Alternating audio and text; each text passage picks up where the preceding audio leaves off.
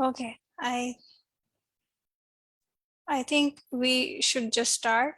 It's 6:10 and we have a good number of participants. Hello everyone, am I audible enough? It would be great if we can have a few of you at least turn on your cameras. We should be able to see who we are interacting with. If that's not an issue with you, like I can understand given the weather's condition in Karachi, plus some of you might just have reached home after work. So we don't want to really bother you, but if it's possible for some of you, it'll be great. We'll like to interact with our audience. So yeah, I would go on to introducing Phila to all of you. I'm so sorry, I've been taking your name all wrong, but right. So most of the participants today that we have are all code girls. They have been, or at one point or the other, they have been a participant in the program. And some of them are friends who have joined us from the community. Community meaning to say people who came to know about this workshop via our Facebook page or their friends or the circle, and they wanted to join. So we accepted the request and we've let them in. Right. So a little about what Code Girls does. Code Girls is basically a technology hub. What we're trying to do is that we are trying to bridge the gap between academia and the industry. So there's a lot of textbookish knowledge out there, which university going students learn. But at the end of the day, when they step into the industry, it's altogether a different ball game. And not only they are a lot more intimidated by what they actually experience out there, but they're not geared up.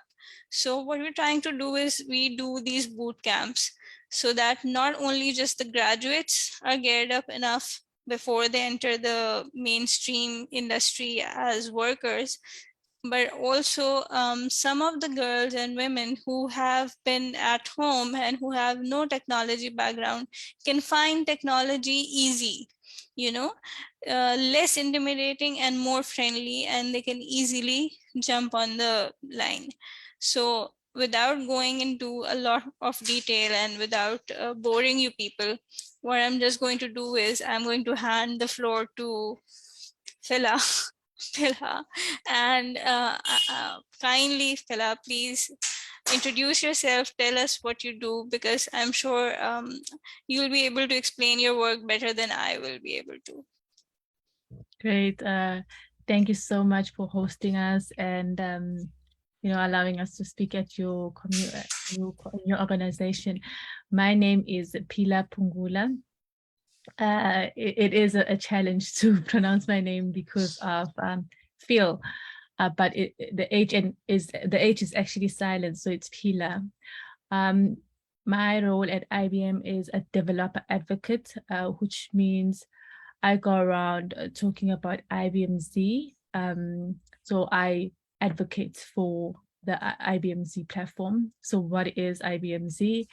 If you ever used ATM, booked a hotel, flown somewhere, so a flight, you've actually used an IBM Z in the background. So it's all the transactions that we do in our banks, the flights and so forth.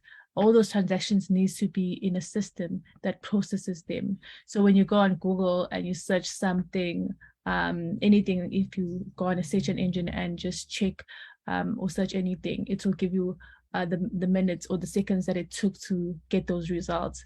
With IBM Z, it processes thousands and thousands of transactions per second. So just imagine all the people in the world that have to transact, use their credit card, use money.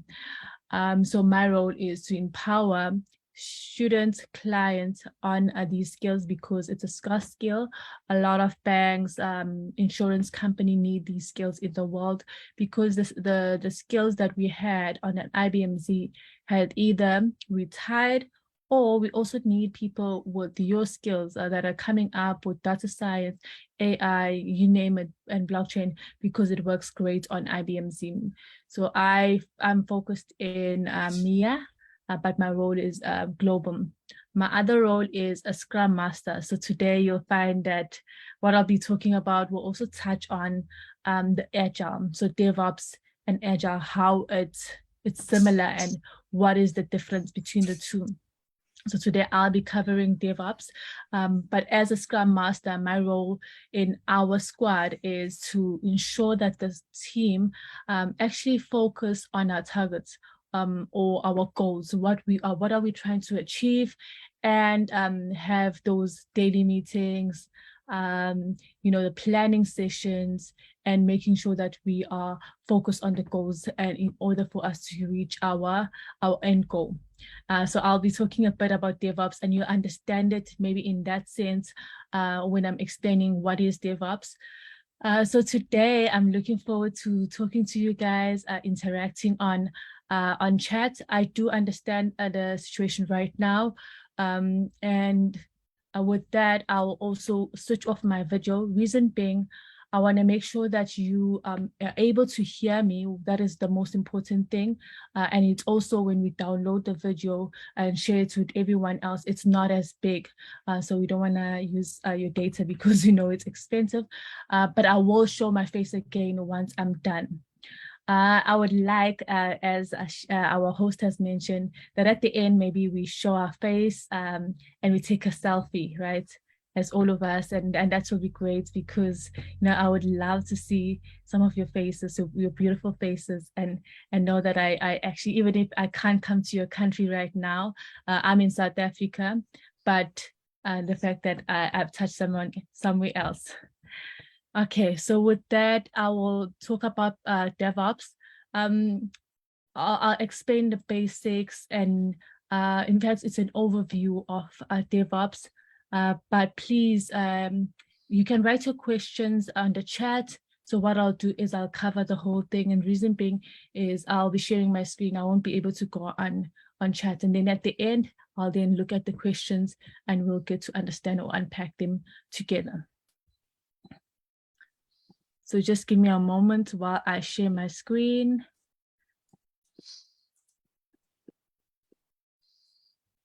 Cool.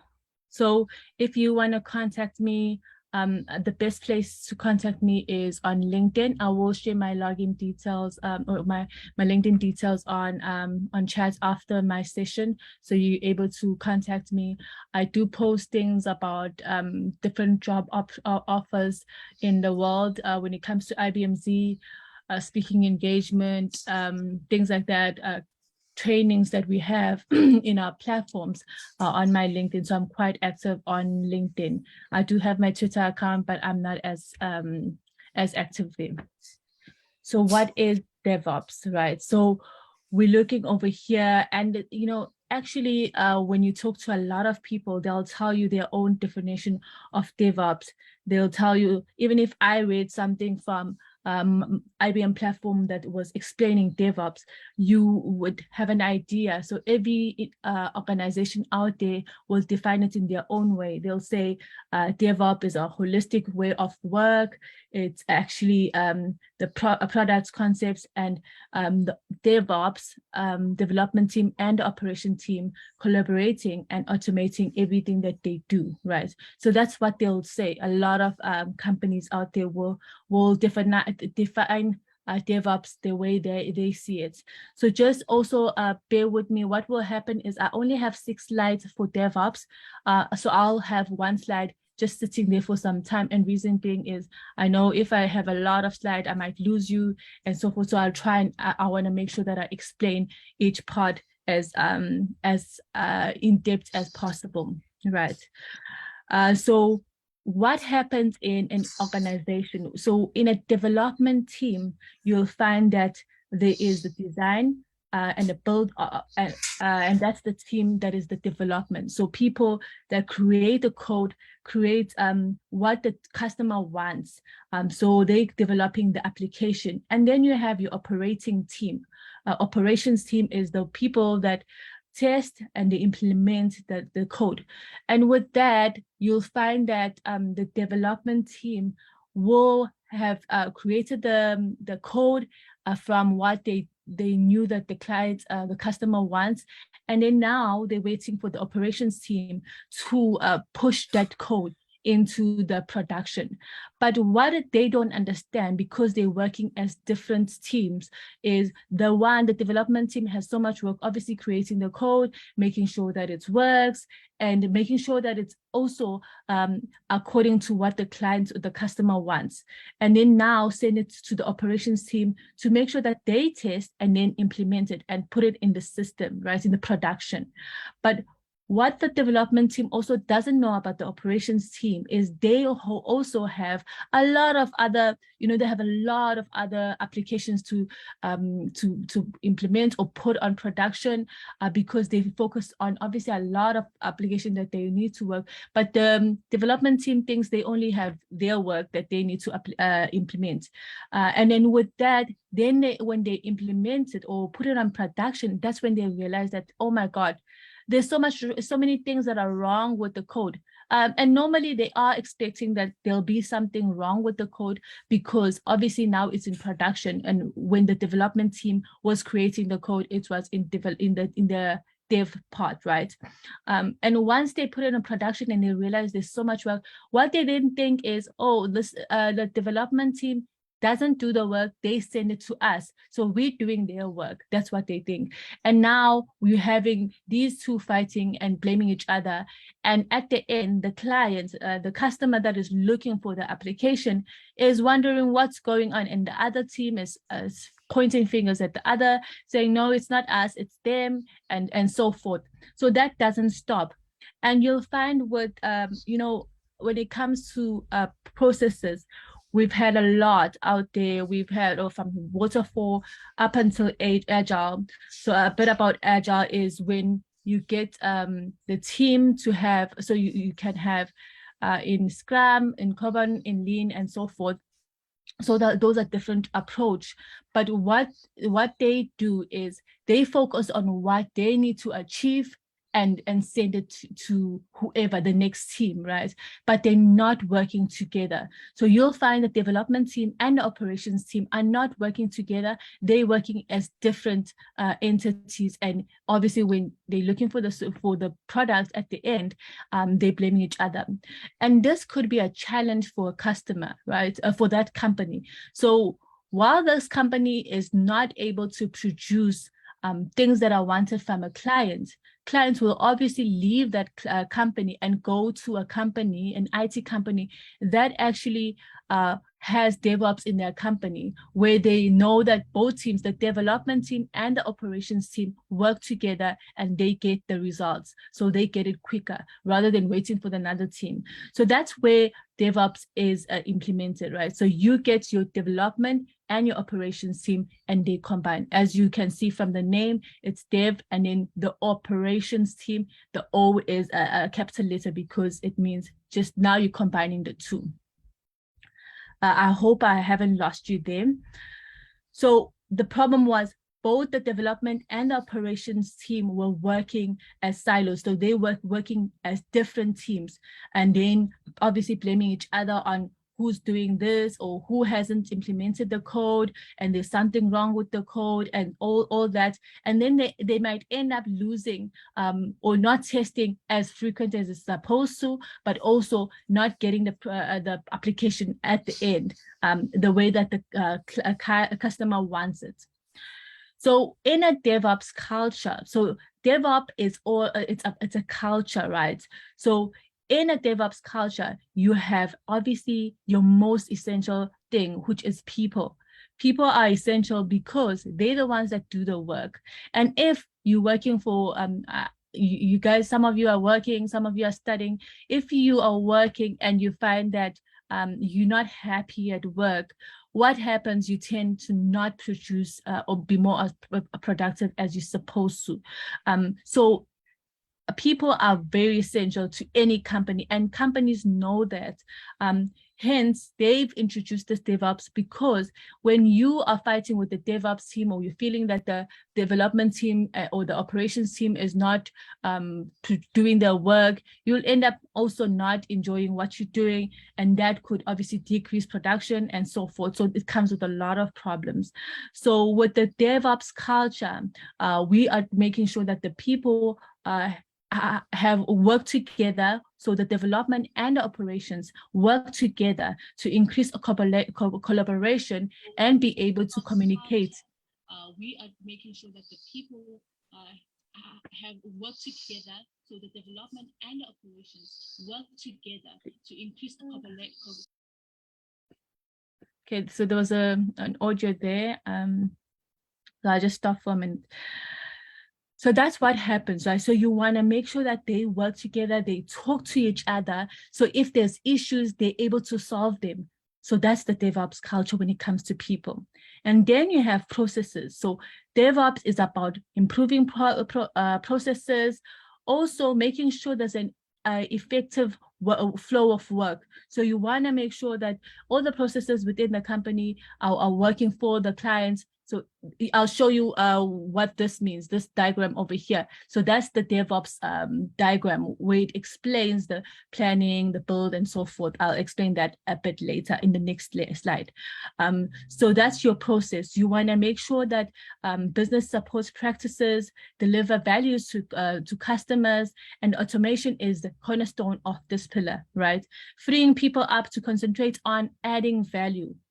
Activities. So you want to make sure that the DevOps, the development and the operations team are actually working together to make sure that the customer gets value from what they're wanting to achieve from the company, rather than them spending time in arguing about who did what and what is going wrong. And then you have the product.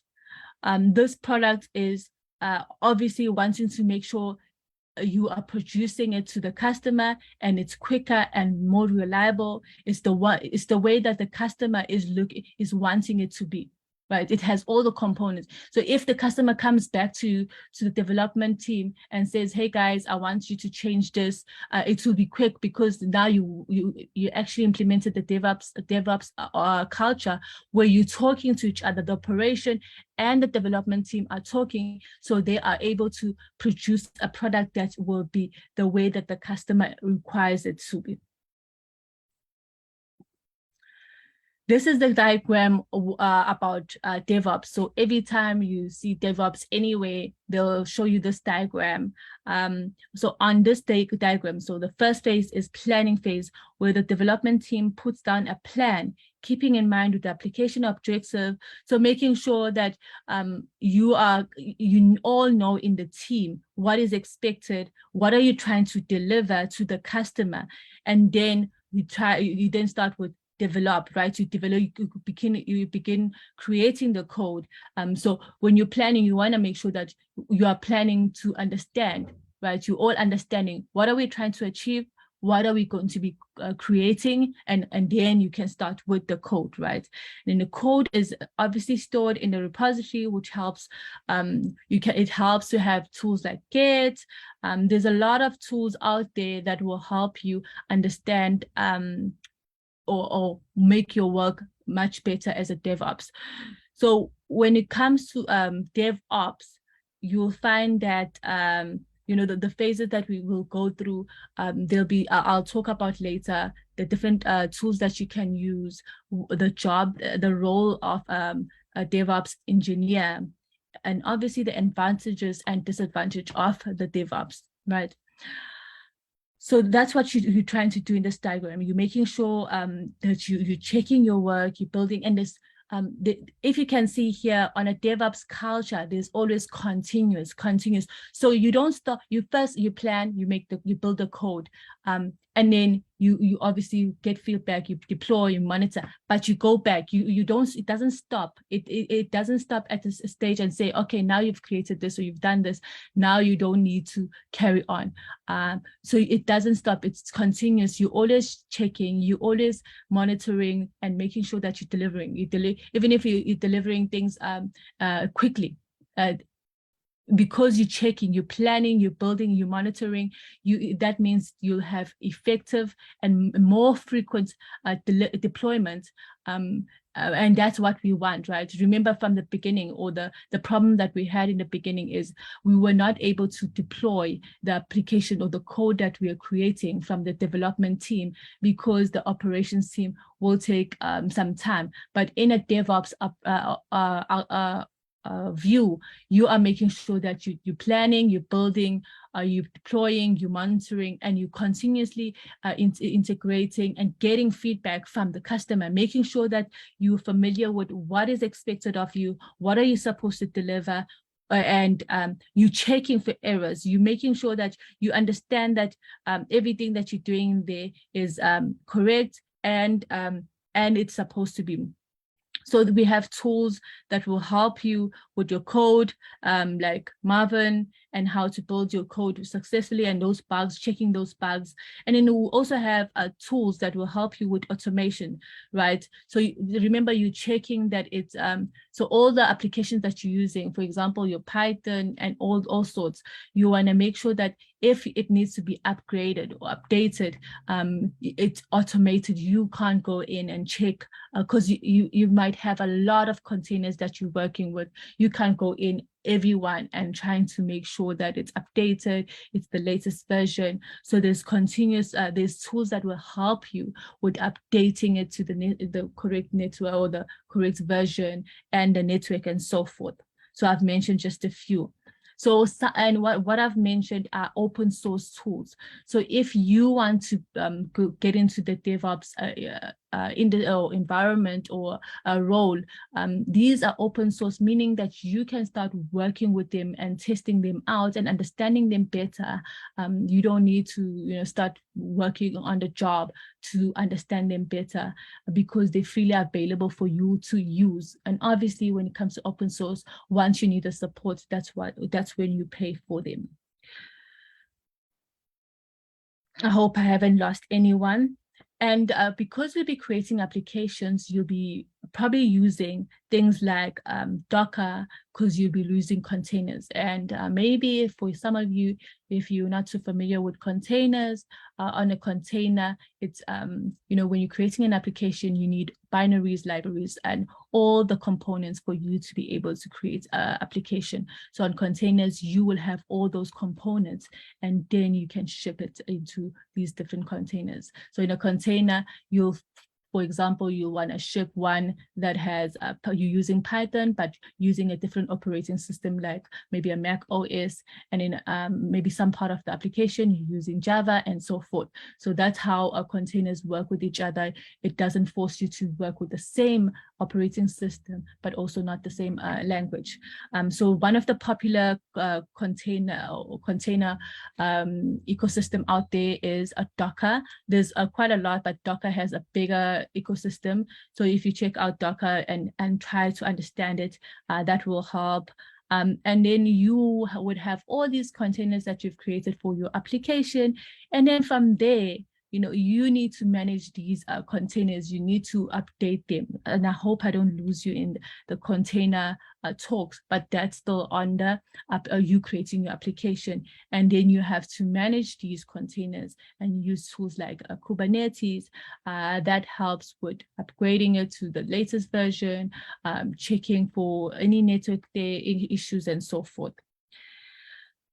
So those are some of the tools that I've mentioned. And then on a DevOps lifecycle phase, you will use things like Jenkins, which is a tool that helps will send the code and building and testing.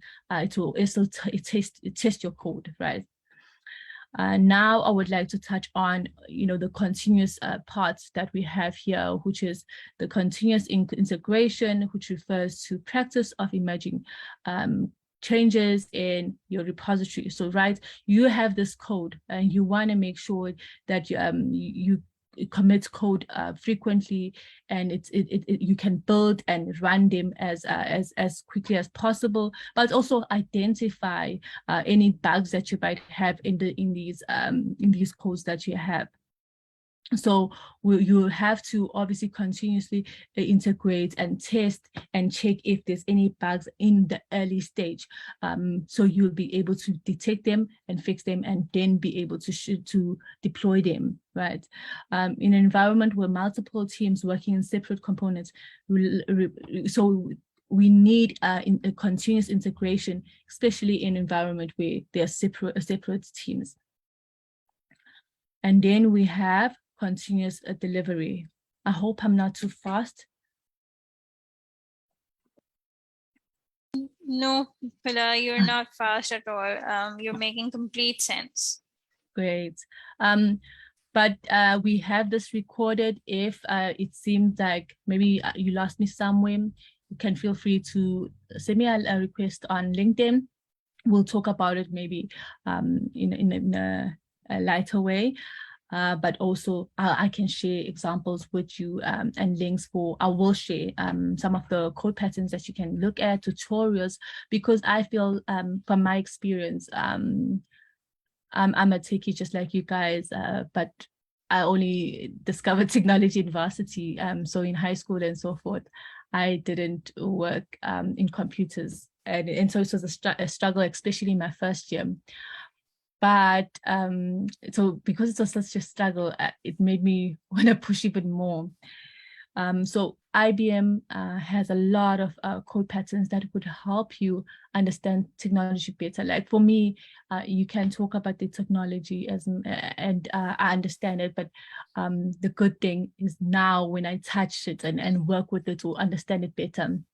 So with this, with DevOps, it's a culture. You first obviously have to understand the culture, how it works, and the different tools that are out there. Just understand the holistic view, and then from there, the next step will obviously be your hands-on, where you understand it in working with those tools, understanding what they actually do, and going into much deeper level. And so this session is just to mainly make sure that you understand the basics, and then if you are interested, you can then decide, hey, I need to maybe scale up on this. And I will share information on how to get certificates on DevOps, how to go and get those code patterns, so tutorials for yourself if it's an interest for you. Right. So, and then the next one is continuous delivering, right? So we're building, remember, we are making sure that we are integrating, we're checking if the code is correct, the bugs are removed, and the aim is to remove obviously all the bugs and fix the application, and then to deploy, right? To deliver, to make sure that it's implemented. And the delivery does not solely mean delivery of production environment, even deployment of all changes. The practice refers to ability to deploy its environment pipeline anytime. So we continuously checking everything and making sure that it removes all the bugs that you might have. And then another one, which is the last one, which is continuous improvement. So we want to make sure that already the customer has this website out there. Just think of a lot of companies out there that uses DevOps. For example, Amazon, Netflix. Netflix is one of the big, in fact, Netflix is a business online, right? You all probably know about it, but it had an issue a few years ago, and then they realized that no, the reason why they have this issue, they couldn't implement things as quick as possible because they have clients that are always online, and they didn't define how much would it cost them if they lost 1 hour of downtime. So if the system was down for an hour because they couldn't deploy anything, they couldn't be online, how much would they lose? And they realized it's a lot of money. And so some of the companies that actually implemented DevOps in their company to make sure that there's continuous improvement of the application. If the client was complaining about, I watched a movie and now I can't go back, they want to make sure that the DevOps can do it as DevOps can do it as quick as possible, so they don't lose those clients. And so with DevOps culture, you want to make sure that it helps with there's a lot of benefits of it is there's quick response. There's the applications are run or are released and put on production as quick as possible to help with any demand of the technology. Now we're in the day and age of just so many technologies that are coming up. And if you are a company and you don't have, if you have a website online and you don't have some of these tools, you might lose clients. Maybe you want 24 hours chat box, the AI and so forth, and maybe you want to implement these things. So you need to know that your company, the people that are creating that website for you are understanding, and they can apply all this technology as quick as possible and implement them. Right. So with monitoring, you have a lot that continuous improvement and monitoring. You need to make sure that you are you have all these tools that you're working with. So DevOps, as much as it sounds great, it's amazing. All these tools that we talked about, all these things that need to be done are complicated once you actually have to do it as a company. If it's a small company, yes, it's doable. But it's hard to monitor the infrastructure. You need to monitor the infrastructure, the networking, the security, everything that is involved. So the DevOps team have to understand and monitor all these things. And even the tools, even if they have these tools, even those tools need to be made sure that they're up to date, they're doing the work that they're supposed to do, and so forth. So we have as a DevOps person, it's actually one of the most demand roles out there. But what they've seen is, as much as there are a lot of posts on, we're looking for a DevOps engineer, they can't find people with the skills, because it's not easy for someone who's starting out as a DevOps engineer to be able to understand all these things that are happening in DevOps culture, the tools, and so forth. So it is hard to get to that point. And it obviously takes time with everything. There's always going to be, skills that you can get. And the problem that we always say is, how are people supposed to learn the skills if we don't employ them, and so they can learn on the job? But one thing that I would say you can do if you want to be or get into the DevOps environment or role is to go ahead, do some code patterns, understand these different tools that they use. So on the infrastructure, you probably need to know Linux, because and then just the basics of Linux. You need to understand containers. What are containers? You need to have at least one language that you know of. So the most popular one is Python. So those are some of the things that will be required of you. So I'll just mention a few popular monitoring tools out there that you can use for infrastructure. It's Agnos, and I think this is for the next slide. Yes, so this is the next slide.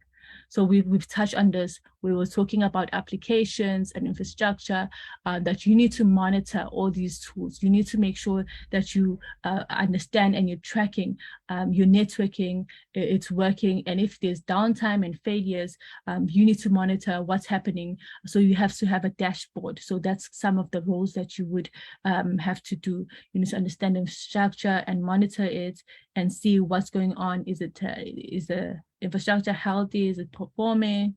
Is there availability? Because you at the back, you don't know what the client is actually experiencing, the people that are using your client's environment, what they're experiencing.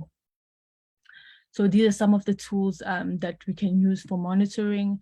There's quite a lot, but you need to just choose the popular ones, the ones that you want to get those skills up for you to get in that role.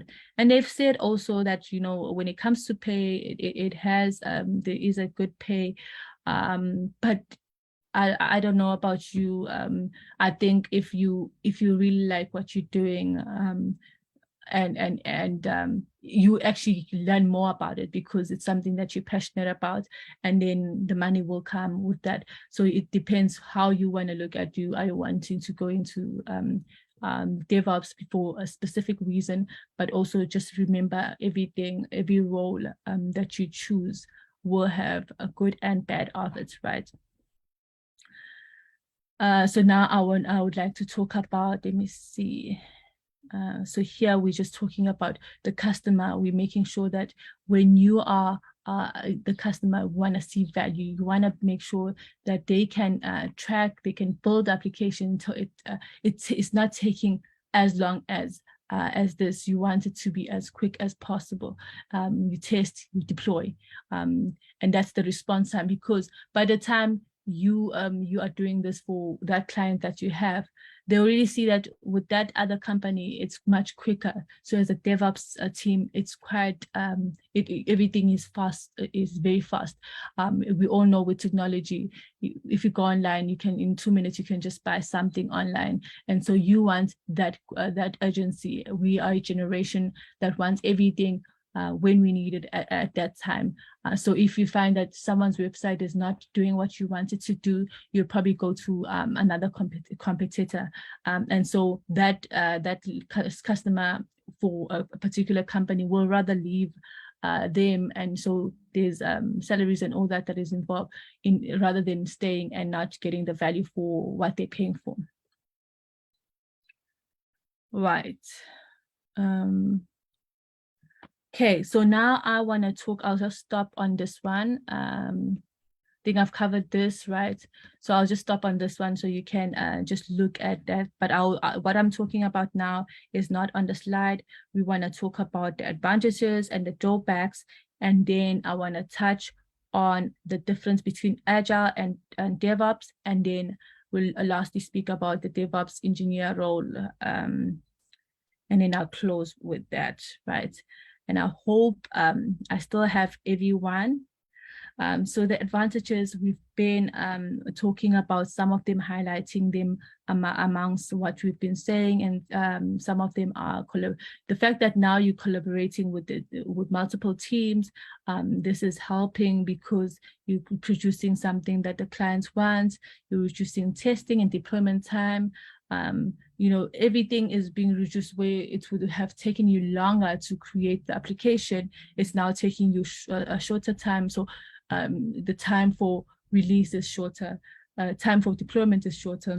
And also, because you constantly monitoring, you now are able to see and you produce better quality deployment.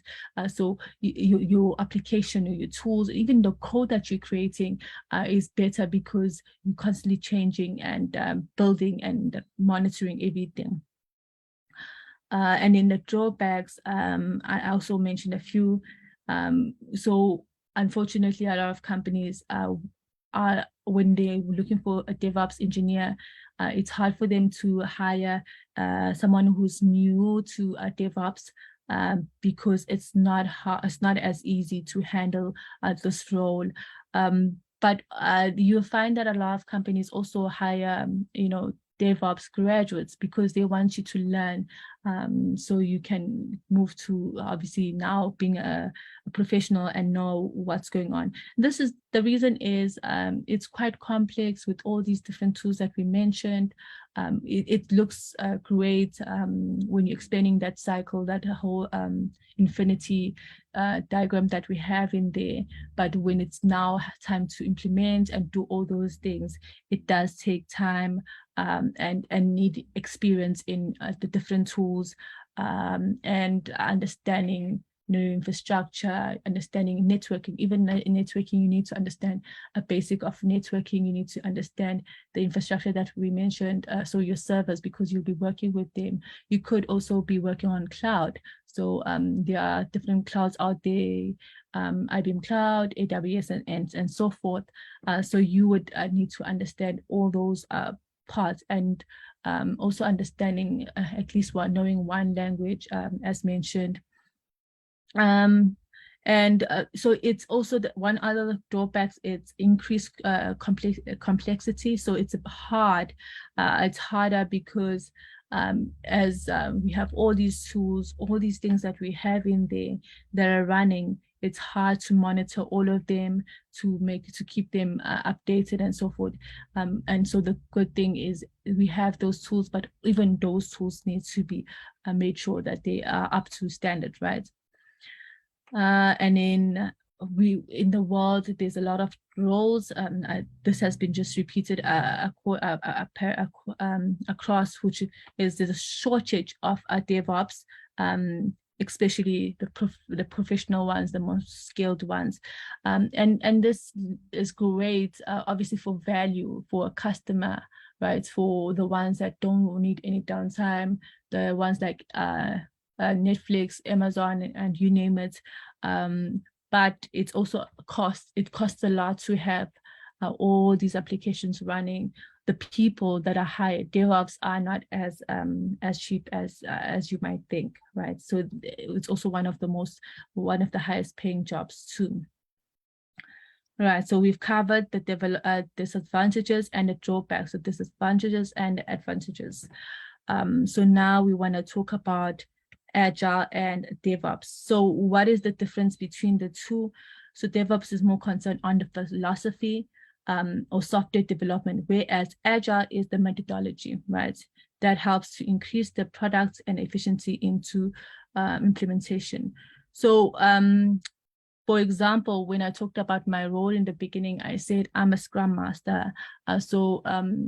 Scrum Master is someone, so our role is having like 2 weeks and we plan, we say, hey guys, okay, what do you want to achieve in these 2 weeks? We write it down and then we try and work towards that. And every day we have like a stand up 15 minutes and we say, hey, this is what I'm doing today. These are the challenges that I have. And then, we find solutions to those so you can move over and be able to produce what you said you'll produce in those 2 weeks. So that is mostly of, right? So it's the way it's a methodology that is being used, whereas DevOps is so it's an idea, right? How it's a culture, as mentioned in the beginning, how the team is supposed to work, or everyone, the development and operations team, how they work together and make sure that they get the results. So the continuous planning, building, deployment, and continuous monitoring, and so forth. That's what they have decided that they want to do in that organization, right? And in DevOps, there's a lot of tools that you need to use, and then in Agile, there's particular tools, maybe for like Jira, for example, where we write what we want to be achieving and so forth. Also, in DevOps, we're wanting to make sure that people are not working in silos, whereas in Agile, remember I mentioned that it's our squad, so it's just our squad. We then, if there's something that needs to be implemented, we're talking to just our squad, our team only. So we also still not talking to the other team if we're supposed to, right? So there's still that lagging there, right?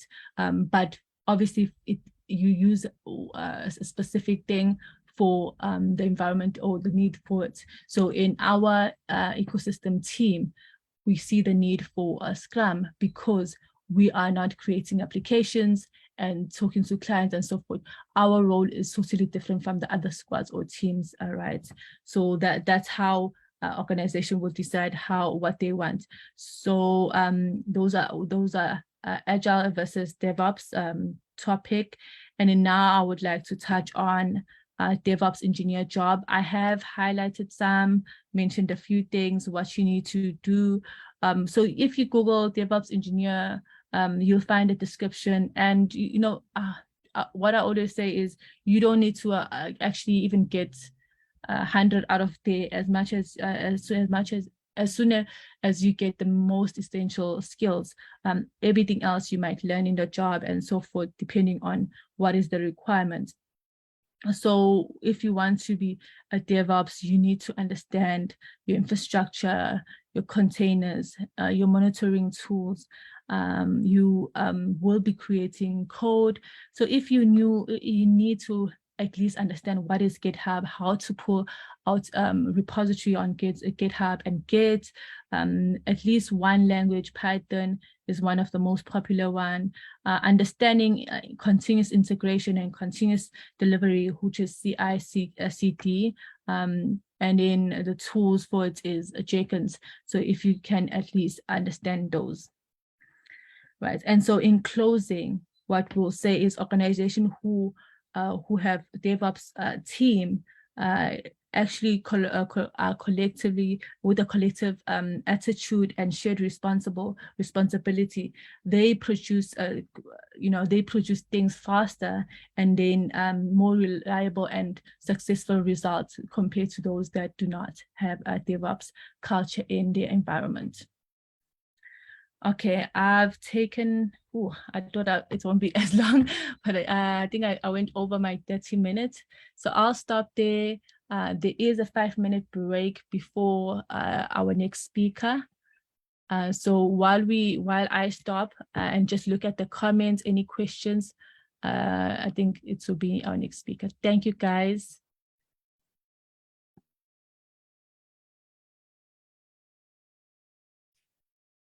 Girls, you all can unmute yourself and ask a question. It would be ideal if you just raise your hand so that we can take questions one by one.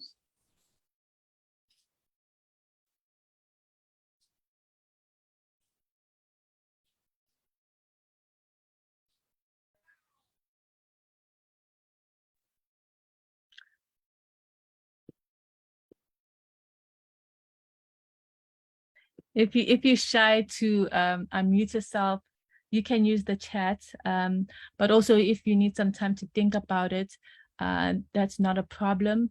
Maybe I'm giving Lucas some time to maybe prepare himself before he joins. I'll just share what we do as a skills squad. Thank you so much that it's all clear to you. Okay, I just wanna share what we do while I'm trying to give Lucas some time. I'm sure he's ready, but just so we cover this also. I think I've shared my video. I'll just stop again. So what we have here is resources for students. So when we say students, we're not talking about someone who's in university, although it also includes them, but we're talking about someone who's new to IBM Z, right? So we have the first link. This link will take you to our community. On the Student Hub, we have different resources for you. We have places where we have on-demand videos of trainings that we've conducted in the past. Even if we have any future events, you'll be invited through the Student Hub. We have blogs. We have a lot of material in there. And then the next link there, I will share it on chat. Don't worry, you can take a picture, but I will share it on chat. The next link, which is red, is for a badge. So if you want to get a certificate for registering and going into the hub, that's where you get a badge there. And then the next link, it's here on the machine. So this is the IBM Z that we talked about in the beginning. So on this link, it will show you all the things that we have. So the different communities that we have, system access. So if you want to work on a Linux one and just understand what it is, so it's an open source environment, IBM Z, where you can run things like MongoDB, Python, you name it. So you can have access to this system in that link. But also we have different trainings on IBM Z. So this is all about IBM Z, your COBOL and so forth. You will get a certificate after you've completed the training of your choice. So we have career path, application developer, and so forth that you can choose and then get a certificate according to what you've decided to choose. And then here, the next one, which is written sign up, the global competition. This is a Z Explore. competition. This allows you to, you've never worked on it before, but it's very hands-on from start up until the end, but they direct you, they let you, they explain to you what you need to do. Once you've completed each stage, you get a certificate also, but you also get into a competition where you can win prizes. And it's being launched in September. But you can start now and understand what's going on in there, get your skills up so you can win a prize. And then we have, remember I talked about the hands-on stuff for DevOps. So this is the link where you'll go to, where you'll find tutorials, you'll find hands-on on different topics that we have on them. And then we have academic initiative page, this one, which is the second to last. That one allows you to, only for students in university, unfortunately for now, it allows you to use your email address from university and then get training in different courses, IBMZ, blockchain security and so forth, and you get a certificate. So all of these things are free of charge. It's just you going on these links. And then the last one is jobs. So if you're looking for internship, graduate programs, you'll find it on that link at the end. You just need to put your country or select your country from the page, right? So these are some of the resources. I'll share the links with you as soon as possible, as soon as I'm done sharing while Lucas is presenting. So this is a squad. We all focus in different parts of the world, but our main goal is skills for students and for clients. And so you can use that email address if maybe you need some skills for your university or need to talk about something with regards to skills. So this is the Z Explore that I mentioned on the slide there, where I said this is a competition, you get certificates. So this is gamified, you complete a part and you'll be able to get a certificate. So it touches on things like Python, COBOL, DB2, and all running on an IBM Z. This is the academic initiative page where you can get different courses, get the certificates at the end. And the system access. So when you're doing that competition, the first one that we talked about, the Z Explore, it will obviously get you to do hands-on. So you'll be working on actual environment. We have a community cloud, a Linux One community cloud.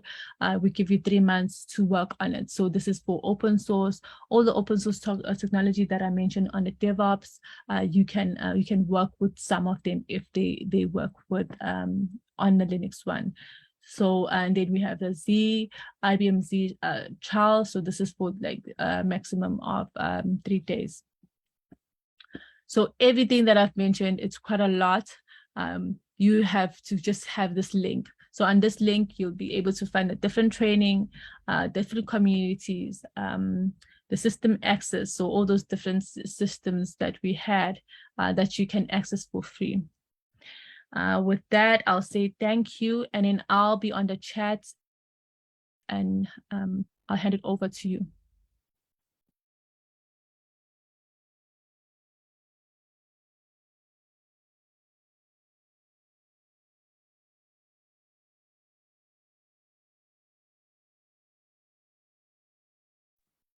Samana? There we are. Are we giving the floor to Lucas now? Yes, please. Okay. We welcome you, Lucas. How are you? I'm good. Thank you for having me. All right. How's So, everyone? what Lucas is going to talk about is going to be sort of 180-degree different from Thila's talk, because it's not at all centered around, focused on technical stuff. We do, I'm sure that he's going to link the growth mindset with technology as well, but it's more to do with your personal growth. So with that, I just want Lucas, you to take it over from here.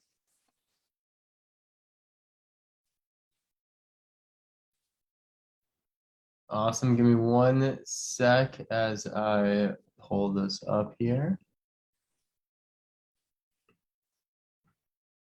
Pila, and I was getting some messages. If you could shoot a lot of those links into the chat that you were covering, I think it'd be appreciated. Yes. Thank you.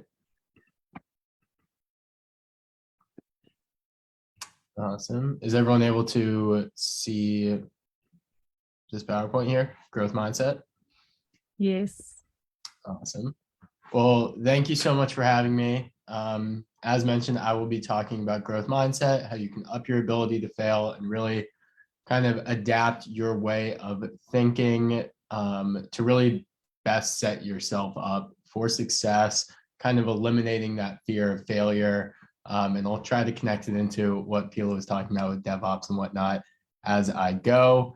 If you have any questions at all while I'm speaking, please use that chat feature. I've got it pulled up when I'm looking over this direction. Am I in that chat? So let's get into it. So growth mindset, excuse me, is all about kind of changing how you think about your failures and really changing your beliefs so that you can impact your life for the better. As you can see with this kind of flow chart here, everything is kind of interconnected. So your behavior is going to function into how you act, which is going to flow into the results, which flows into your performance, which flows into your attitude, which then goes back into your behavior. So if you have a good attitude, you're going to behave well, which means you're going to have great actions with great results. But if you don't have a great attitude, then your behavior isn't as good. And this can really affect any stage along the way. So maybe you have a great attitude, but then when you get to the result stage, it's not really what you expect. So your performance is lowered. So your attitude is lowered. So now your behavior is lowered, and it all kind of comes full circle. So it's important to kind of monitor your mindset as you move throughout stages and actions that you're taking. So you always want to be asking about your inner voice and if it's thinking rationally or not. A lot of the time, we tend to be harder on ourselves than other people are on ourselves. It's really that inner bully that's leaning towards being irrational. It's telling you that you're not good enough. It's telling you that you're not going to reach that goal, that you're going to be impeded in your progress. And you really just have to think for a second, like, why is this voice inside my head telling me this? Is this voice speaking accurately, or am I just being hard on myself? And more often than not, really in most cases, you, like I said, you're being harder on yourself than anyone else would really be. So you can kind of turn those negative thoughts into positive ones by understanding the value within those negative thoughts. One of our colleagues kind of coined this phrase to be a learn it all, to really take all those negatives and turn them into learning opportunities. And that's really what they are. And I kind of want to highlight this perseverance bar down here, because that is really the driving force that kind of turns these failures, struggles, and mistakes into opportunities for growth and opportunities to improve yourself. It's about the journey, not the results. So when we kind of go back to this flow chart here, it's all about these journeys. The results are just one piece along the way that can impact the rest of the journey for sure, but it's just one piece. So you don't want it to be all about the results, because the journey is just as important. Because through perseverance, these failures, struggles, and mistakes really turn into opportunities for growth and opportunities to learn new things and increase your inherent value.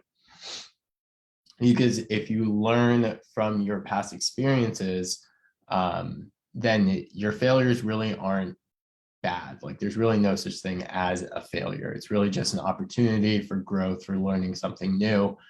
And if you don't ever try because you're afraid of failing, then you're not going to learn, you're not going to grow, and you're not going to develop and be better for it.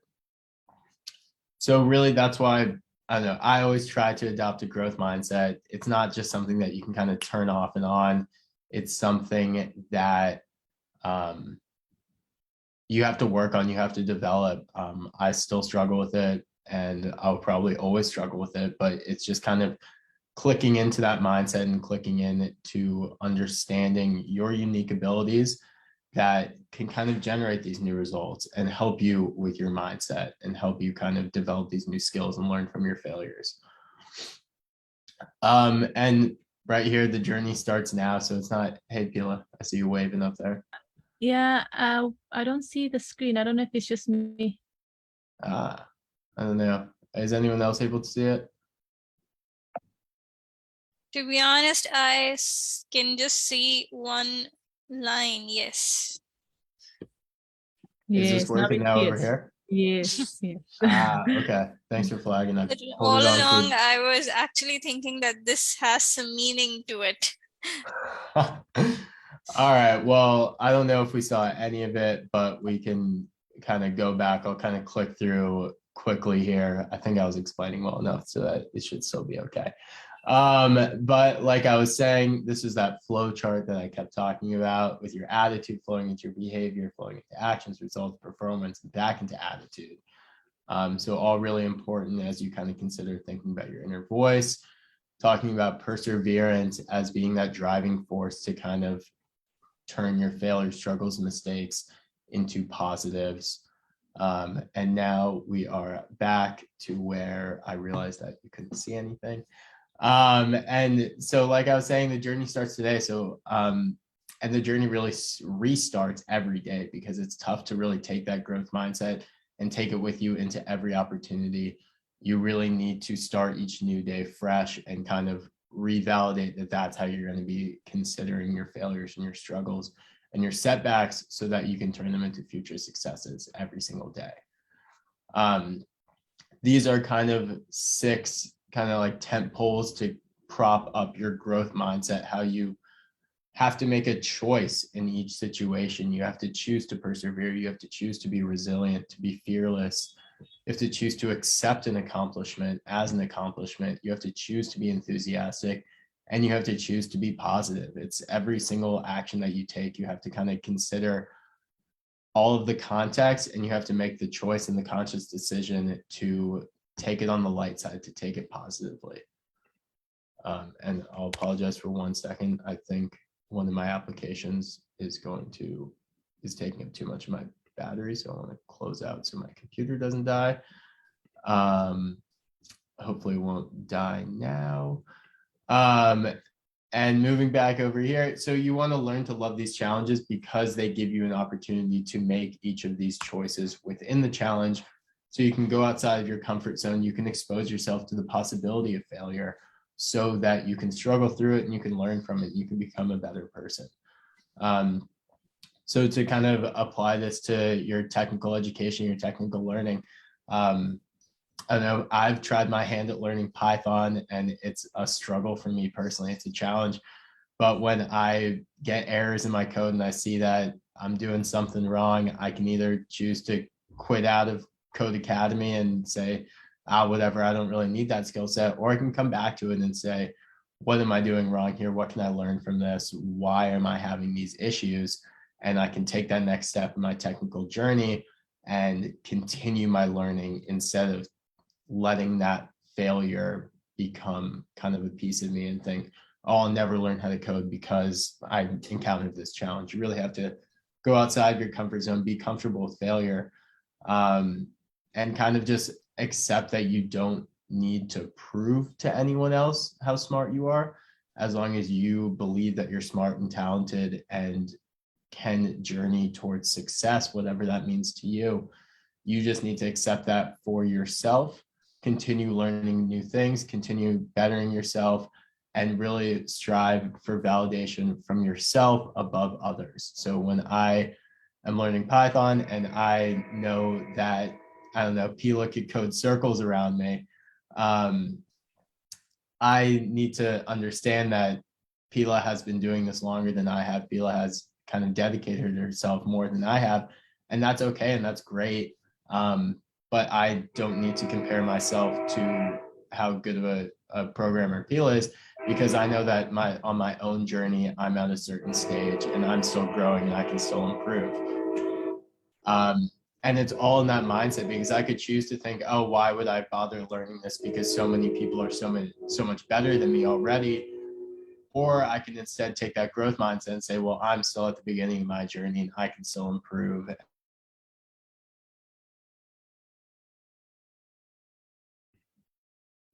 Is just an opportunity to embrace change and to develop myself. And this is something that you should do as well. You should embrace that change, embrace those challenges, so that you can continue improving and growing as well.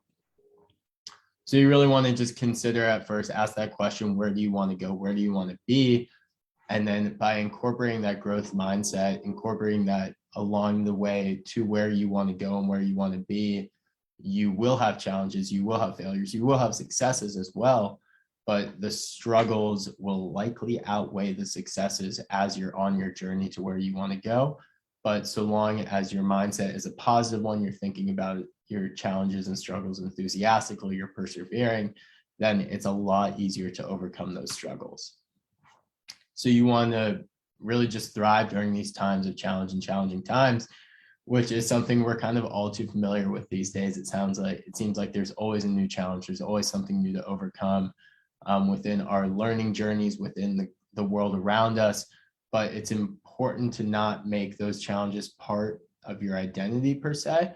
You need to acknowledge that you failed. You need to acknowledge the struggles for sure, but that's not who you are. That's just a piece of your journey and where you're going.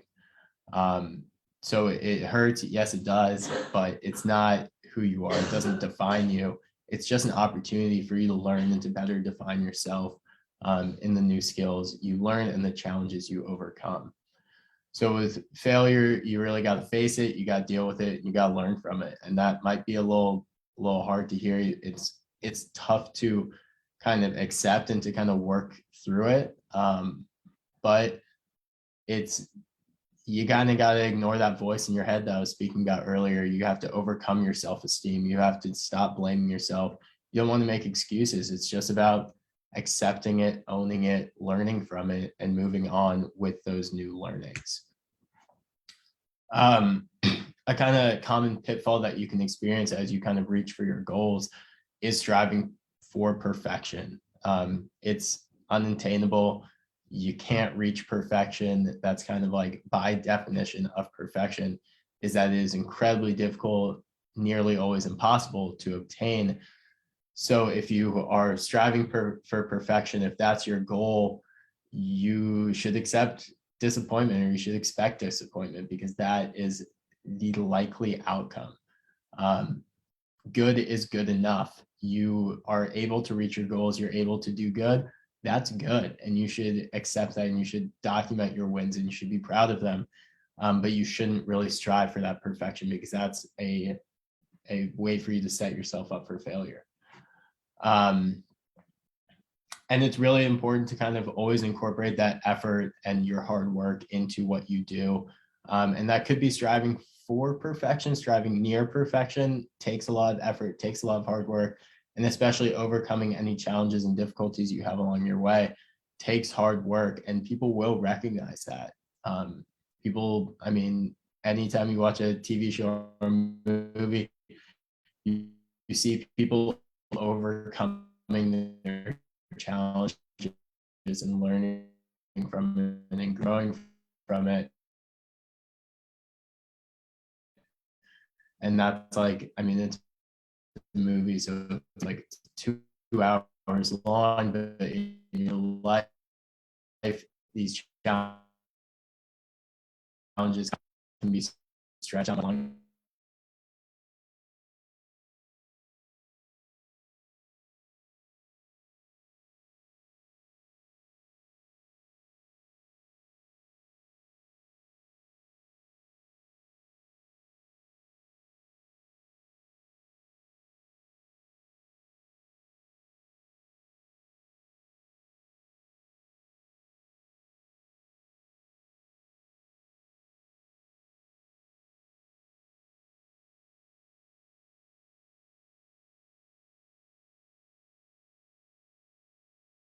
Is it me, or have we lost Lucas? Yes.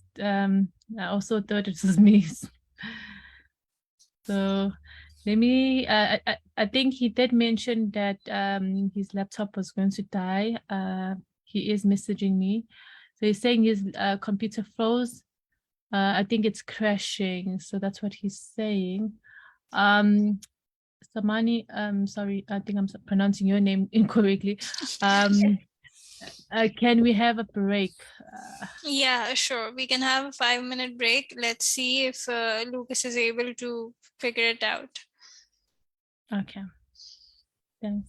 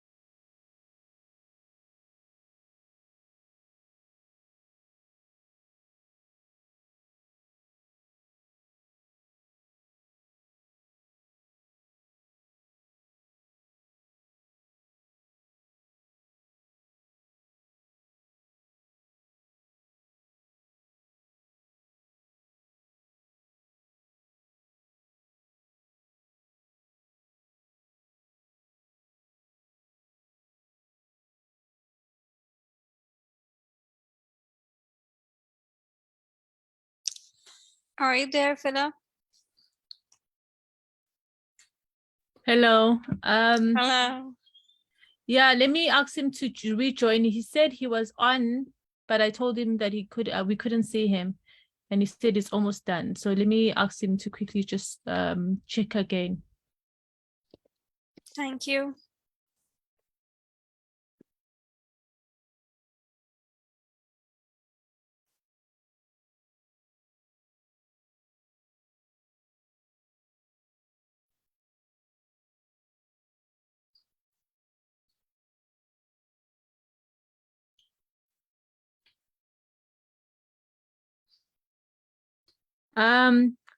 Samana, I'm getting a response from him on WhatsApp because he's saying his computer fully crashed, rebooting right now. Let me know if you'd like me to rejoin. I was on my last slide when I crashed. Can he rejoin from his phone? Yeah, so he's saying he's booting up now. He's booting back up. Okay. So if you can just get a few minutes again. Sorry. Fine.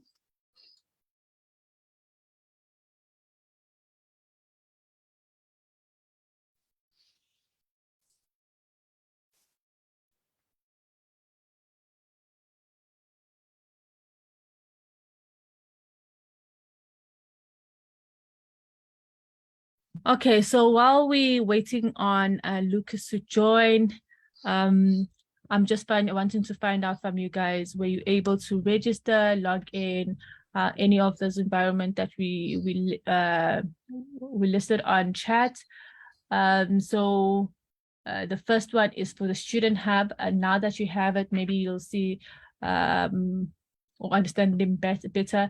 The first link is for the Student Hub, so you need to register on the Student Hub in order for you to get the next link, which is the badge. It will ask you, have you registered and so forth, and then you'll be able to get a badge. So that badge is digital badge. It will tell you how you get the badge, obviously with your email address and all your information. Please make sure that your information that is recorded there is what you want on your certificate. And then the other links we talked about, the Z Explore, which is for the competition where you get prizes, you get to go to the US and so forth. In fact, last year when we had it, the people that won, they normally get job offers, so they get to go to these events and so forth. And also the price, which is always a good thing, especially in dollars in this economy. And then we also have get started with the hands-on. So that's for your DevOps. You can just Google any topic, blockchain. Okay, blockchain is a bit of a bit complicated in a way because you have to pay for the platform, but there's a lot. There's AI. If you want to do any hands-on, you can just search and see. There's tutorials, there's hands-on. So this is great for anyone. I think I'm a great example of that. Those people, when I graduated from varsity, I took the first job because in South Africa unemployment is very high, and to be offered a job after you graduate, it's a great thing. So regardless of what I was going to do, I was happy that I had a job. And then it wasn't something I loved. I was a SAP consultant, SAP. People call it differently. And so it helps to know what is out there, industries. So that is also going to help you with your hands-on. Hey, Lucas, I see you back. Hey there. Sorry about that, everyone. My computer was plugged in, but decided to die anyways. No problem. You can. That sounds more like something happening over here. Because I had been worried and I had been crossing my fingers. Phila knows that I was so worried about the fact that it's raining out here and we might be severing power outages or stuff like that. But nevertheless, thank you, Lucas, for joining again. Let's restart. Yeah, so I was on my last slide. I was just about finished. I guess some closing words there is to just not, again, just try to do your best to not let failure be a part of your identity, to really take the struggles and challenges that you encounter on your journey, and turn them into opportunities for learning and opportunities for growth.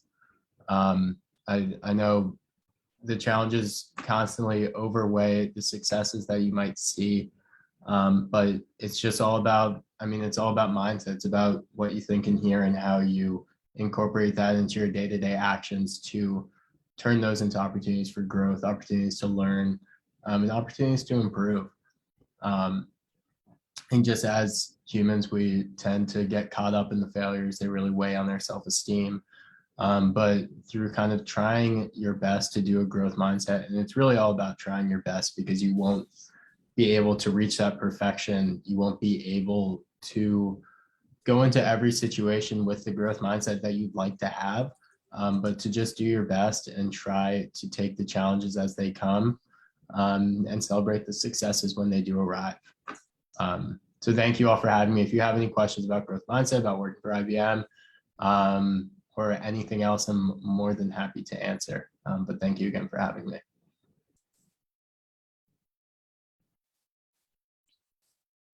Thank you, Lucas. So we would like to take a selfie or a picture of everyone. If you can, show your face, or just sometime just to take us just to see your faces, guys, if it's possible. If you can run somewhere and just open your video and we can see your face. Good job, Nigat, Tatir, Afsham, Almaz. Anyone? Or is it just the three of us out here? Girls. Okay, somebody's turning on her camera. Thank you. Thank you. Nice to see the faces that we're talking to. Yes.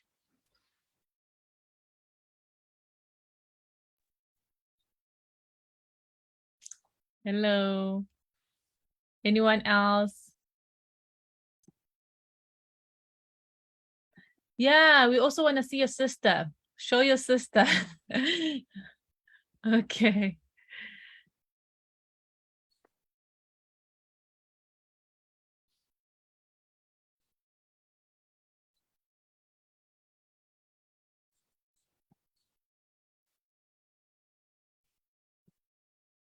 Okay, so it's just the four of us.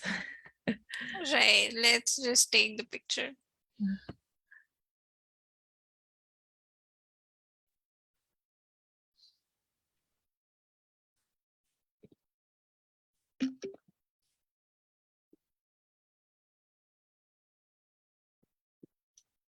Thank you so for having us. Thank you for joining and interacting. Thank you so much, Lucas and Pilla. It's been a pleasure throughout. Even before we had this workshop, the interaction, I mean, it's always a learning process. So getting to know about you, getting to know about IBM, it was all very enlightening. Thank you. Thank you for taking out time for us.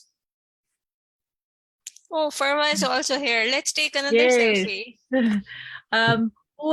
Who showed a picture also? There was someone who. Yes, Nighat was here, but yeah, Yes. she's here again. Okay. Can you also take a picture, Phila? I'm trying to take one from my Yes, I'll share with you later. Sure. Hello. Farwa is one of the most zealous participants we always have in our workshops. So I was just thinking that why is it that she has not turned on her camera? Thank you, everyone. Thank you, Tati. Thank you, Nighat. Thank you, Farwa, Uruj, Hijab, Afsha. Goodbye for today. Thank you. Bye. Thanks, everyone. Bye.